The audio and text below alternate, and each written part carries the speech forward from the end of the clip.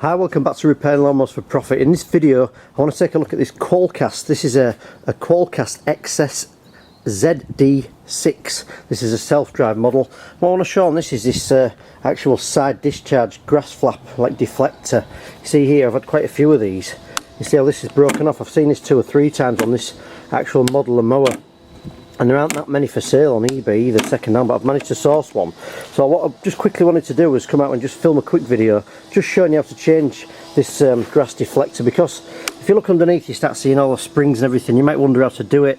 I think a few other people might have this problem. You can see here this has just been like kind of screwed back on. So what I'm going to do with this is I'm going to show you how to replace this entire part. It's quite simple to do, but it might just be worth filming for somebody who's got this model of lawnmower.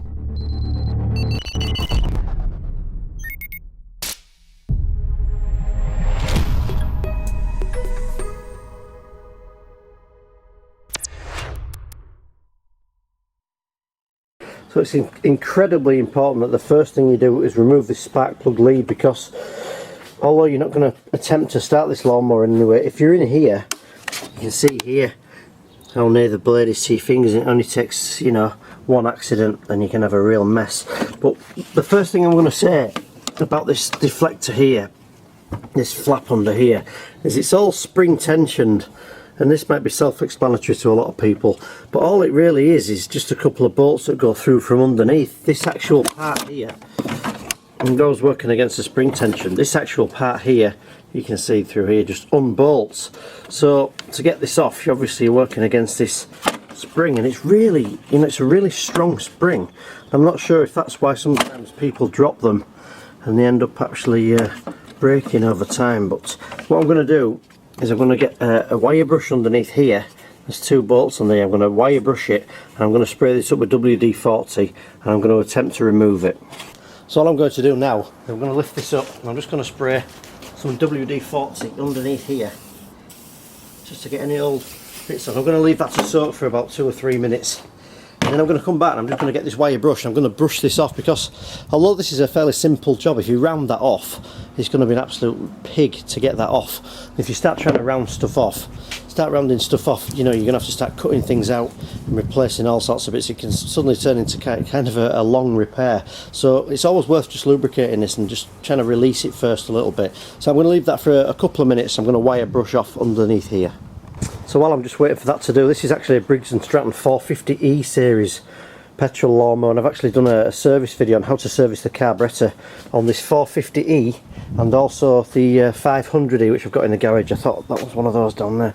But if you look in the top right hand corner of your screen now, you'll see a link to those videos. So if you have this type of engine, you're looking to service it yourself, take a look in the top right hand corner of your screen and you will see a link to that video. I quite like these ones as well. These tend to be quite reliable. I've just done some winter starts after these. After they've been sat in the garage, I've started up great as well. All very simple. No diaphragm and gasket on these, which is quite nice. But yeah, just a newer style Briggs engine really. I've not had too many problems with it. Seem to run nice and even as well. And they don't seem to have too many problems if you tip them up sideways either to work underneath. So if you're tipping a lawnmower up as well, always make sure you tip it with the exhaust pointing down towards the ground and this carburettor side pointing up. So now I've left that a while, I'm just going to get a wire brush. I'm just going to go under here. I'm just going to take off any old bits of rust or any dirt and make sure I've got good clean access taking these bolts out. That was annoying me.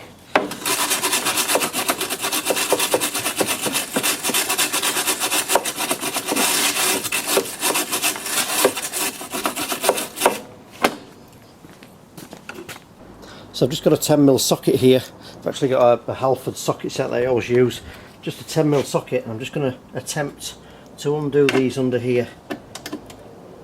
You see, I can feel that the socket's gone on nice and even there. I'm not just starting to round anything off. Oh, that's it. That's one gone.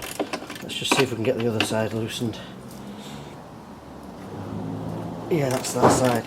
So hopefully I can just take these out now.